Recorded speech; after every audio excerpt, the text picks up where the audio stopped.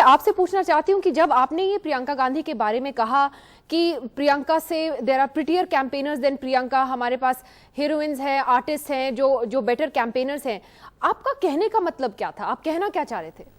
नहीं, ये गलत है। जिस प्रकार से मीडिया में दिया जा रहा है, ये उस प्रकार का हमने कोई चीज बोली नहीं है। प्रियंका हमारी भतीजी के समान है और इसलिए मैं उसके संबंध में इस प्रकार की कोई टिप्पणी नहीं कर सकता हूं। नंबर एक बात। दूसरी बात, खूबसूरती की चर्चा हुई। एक पत्रकार ने पूछा कि भाई कांग्रेसी ऐसा कह रहे हैं कि प्रियंका गांधी प्रचार में निकलेंगे उत्तर प्रदेश में और उनको वोट जो है उनको मिलेगा सुंदरता के नाते से। तो मैंने उसमें संदर्भ में इतना जरूर कहा कि भाई वो उनको अगर सुंदरता मिलेगा तो इधर भी बहुत सुंदर हैं लोग हैं, तो उनको भी मिलेगा। तो बस इतनी सी बात कही, बाकी इसके अलावा कुछ कहा नहीं। ना एको शब्द आगे है ना एको शब्द पीछे है। तो उसमें से इतना भारी विवाद खड़ा करना ये कहीं से ठीक नहीं है। क्या आपने कभी भी किसी मेल पॉलिटिशियन के बारे में ऐसे बोला है? वो हीरो अच्छा सोचते हैं, वो सुंदर है, वो हैंडसम है? मैं दोबारा ऐसा है। नहीं, आप लगता है कटघरे आप लगता है कटघरे में खड़ा करने का काम कर रही हैं।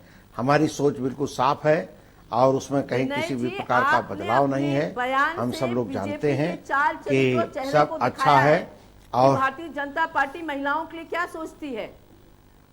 बिल्कुल नहीं। नहीं, महिलाओं के लिए सोच हमारी अच्छी है, इसमें कोई दो राय नहीं है। बयान पे शर्म नहीं आ रही? आप अपने बयान को वापस नहीं ले रहे, बार बार अपने बयान पे पलट के जा रहे हैं और फिर नहीं, सुनिए। जिस आप प्रियंका गांधी की आपने प्रियंका गांधी नहीं, आपने अपनी पार्टी की महिलाएं, पूरी देश की महिलाओं का अपमान किया है अपने इस बयान से। अरे बिल्कुल नहीं ये किया है और आप उसको विषय को आगे मत बढ़ाइए। आप मेंबर क्यों नहीं बढ़ाएंगे?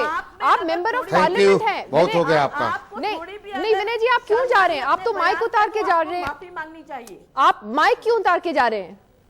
आप कम से कम ये बताइए कि आप राज्यसभा के एमपी हैं, क्या आपको ऐसे बयान देने चाहिए? आपने तो टॉक बैक भी हटा दिया। आपने so Vinay Katiyar has decided Shobha Ojha to leave. He has taken the mic off. He better leave because he has no answer. He's taken the mic and talked back off, and I want to point this out. He's going again and again sticking to his statement.